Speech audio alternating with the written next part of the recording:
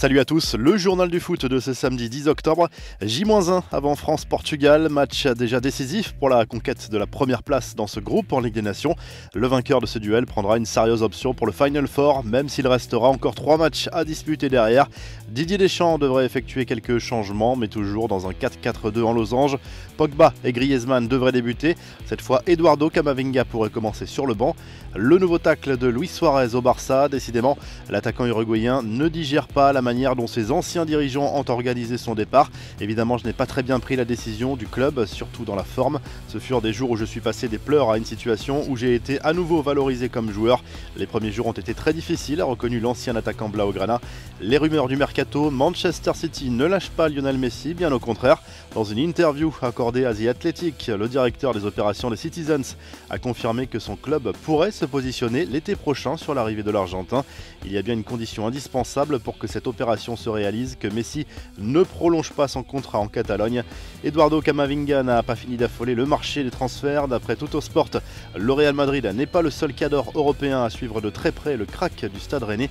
Le milieu de terrain de l'équipe de France plaît beaucoup à la Juve également. Les infos en bref, ce rapport inquiétant publié par la FIFA sur le dernier mercato d'été.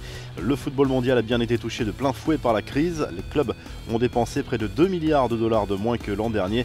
L'Angleterre a été la moins impactée avec plus d'1 milliard d'euros dépensés. Le Brésil a flambé pour son premier match des éliminatoires du Mondial 2022. Victoire 5-0 la nuit dernière de la Seleção contre la Bolivie. Neymar, double passeur décisif, a réalisé un bon match et ses douleurs au dos ne l'ont pas vraiment gêné. Place désormais au Pérou mardi pour un remake de la dernière finale de la Copa América.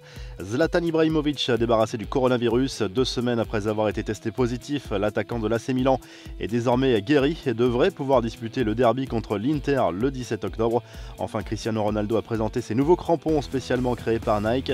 Le sponsor de la sélection portugaise a fabriqué la CR100 pour célébrer la barre des 100 buts franchis par la star de la Juve avec son pays.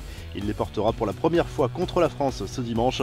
La revue de presse direction l'Italie où le Corriere dello Sport consacre à nouveau sa une à l'énorme polémique autour de la rencontre entre la Juve et le Napoli qui n'a pas pu se disputer dimanche dernier en raison de 2 cas de Covid détectés dans le camp napolitain. Les deux clubs campent sur leur position. La vieille dame veut gagner sur tapis vert. Naples veut un report de la rencontre. La Gazzetta dello Sport propose notamment une interview de Théo Hernandez dans laquelle il encense Zlatan Ibrahimovic. Le latéral français de l'AC Milan évoque également ses ambitions personnelles. Il veut continuer à grandir avec les Rossoneri. En Espagne, le journal Sport se penche sur l'avenir d'Ousmane Dembélé dont le contrat court jusqu'en juin 2022. Si le Français refuse de rénover son contrat dans les mois à venir, le club blaugrana pourrait tenter de le vendre dès le mois de janvier afin de récupérer une indemnité de transfert conséquente, d'autant qu'un départ de l'ailier français faciliterait les signatures de Memphis Depay et d'Eric Garcia cet hiver. Vous retrouvez l'actu foot sur topmercato.com, l'appli Top Mercato et à très vite pour un nouveau journal du foot.